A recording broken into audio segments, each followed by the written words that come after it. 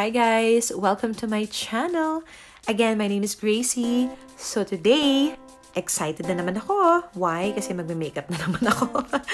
And experiment natin ng color yellow. Well, actually, just to let you know guys, I hate the color yellow. Why? Kasi morena ako eh, di ba? So pag nagsuot ako ng yellow, di ba, ang sagwa. And kitang-kita ang kulay ni ate mo girl.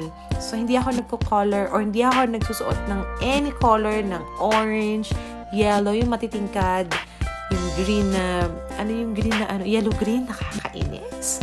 So yun, that's the reason why I hate yellow. But now, let's see if magbabagay naman sa akin pag ginamit ko ang yellow as my eyeshadow. So, hindi ko na masyadong i-detail yung pag-makeup ko kasi if nanood kayo ng aking mga previous videos, same process, same procedures, wala naman akong binago.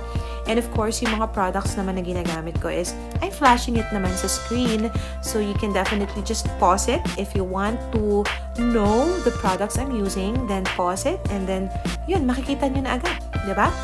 And I will try my best na ilagay lahat ng information sa description box, okay? And also kung saan ko siya nabili. Kasi usually, since nandito na ako sa US, sa Texas, ang binibilhan namin is Amazon. But I am trying my best to look or search those products kung available siya sa Lazada, sa Shopee, PPP. Saan pa ba? Ano pa ba yung mga local na store online? Basta, I will try my best na i-copy and paste yung links kung saan nyo pwedeng bilhin yung mga products so that it's just a click away and then mapupunta na kayo sa page na yun and then you can buy na. But you know what guys? Of course, sa panahon ngayon, medyo magtitipid tayo, diba? So, I'm just showing you kung ano yung kaya kong gawin sa pag-eyeshadow. Kasi, alam mo yun, sa panonood ko ng mga videos, especially sa Instagram, so, just a minute or 2-minute video, matututo ka na paano mag-apply ng eyeshadow. So, na-curious ako. Kaya ko kayang gawin yun, diba? So, yun. Yun yung naisip ko na gawin, lahat ng color or shade ng color is i-apply ko since I have my new palettes and I'm so excited to use them. So, tingnan natin kung magiging effective siya, no?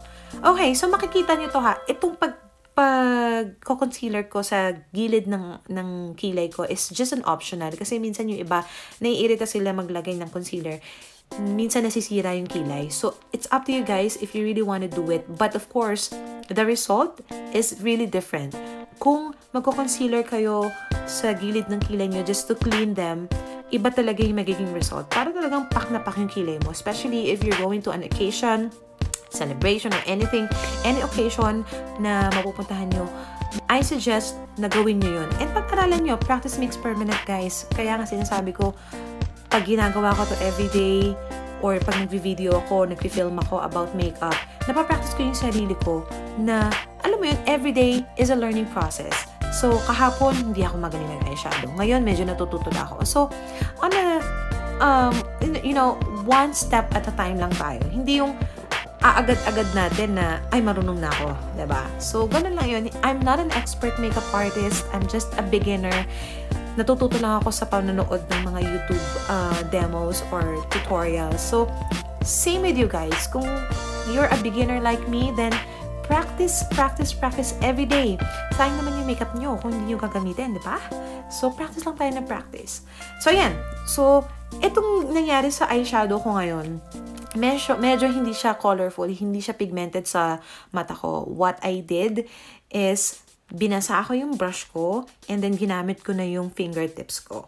Kasi using a brush didn't work. Hindi talaga siya gumana or hindi talaga siya kumulay sa mata ko. So, yun yung ginawa ko. Tingnan nyo, kinaibahan nung color ngayon sa previous na makeup, diba? Ang laki ng difference kasi hindi ko siya binasa. And at the same time, ito pa pala, nakalimutan ko. Nilagyan ko siya ng concealer before putting the yellow eyeshadow. So, by doing that, tinan mo, umangat na yung color na yellow. I think naman, it's the product eh. If I'm going to use a different eyeshadow. I think medyo aangat yung color ng yellow, diba? And advantage ng if you have a big eye or if you have big eyes like me, yung talukap mo, advantage yan kasi ang dami mong may experiment, diba? So there's a lot of makeup artists na nag-makeup sa akin na nagsasabi na ang sarap ko daw makeupan kasi nga I have big eyes and I'm proud of it, guys. I really have big eyes. Napasok ko pa yan sa baby ko. So, yun, masaya ako, diba? Oh, diba? Shout out nga pala sa mga basher na gustong-gusto ang sikat ng mata ko. Okay, so ayan. Ito din, isa din sa pinag-aralan ko ay ang paglagay ng eyelashes or yung false lashes. Kasi, napakahirap niya ha. Hindi pala biro yan ha. So, pag mag-a-apply ka, you have to put your mirror under your face para makita mo or parang nakapikit ka. So, you're looking at the mirror. So, makikita mo yung ibabaw ng pilik mata mo. Kasi dapat dun talaga nakalagay yung falsies mo. Pag hindi mo inilagay, pangit ang resulta, as in promise. So, I've been practicing that since nang bumili ako ng mga lashes or falsies ko.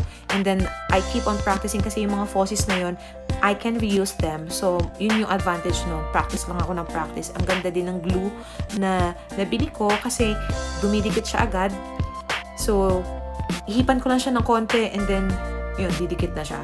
So, sa susunod na video, I think, ipapakita ko kung paano ako falsies para naman mapakita ko and matutunan nung iba, of course, yung mga beginners kung paano maglagay ng falsies. Okay? Okay, so itong kakalagay ko lang, favorite ko to kasi 3-in-1 na siya. So, pag umaalis ako, dala-dala ko lang yan. May blush on, may contour, may highlights. Yung highlights, I really love it. Why? Kasi tinan mo yung highlights ko ngayon, medyo angat na angat. Hindi pa yung gabi ha. Hapon ako ngayon nagme-makeup pero sobrang angat yung highlights, 'di ba? And in fairness naman sa blush on, alam mo yun, nilagyan ko ng mist, tumatagal talaga siya. More than 8 hours yata ako nag-try nun na nag-makeup. And then until 8 or after 8 hours nandun pa rin yung blush on kasi oily ako eh. Pag oily yung face, madaling mabura ang mga yung mga powdery na product sa mukha. So usually talaga pag nagba-blush on ako, lipstick lang. So I think I'm done. Ang daldal ko, 'di ba? Okay, so that's it, guys. So I think okay naman yung yellow sa akin. Ang ginawa ko sa lipstick ko, medyo may pagka-ombre siya na nude and then dun sa ilalim is medyo red na lipstick. Okay, so I hope you guys enjoy the video. If you have any comments, feedbacks, violent reactions, okay lang yan. Sige, comment lang kayo. Tatanggapin ko yan. Okay? So, I think that's pretty much it. Thank you so much for your time. Until then, bye!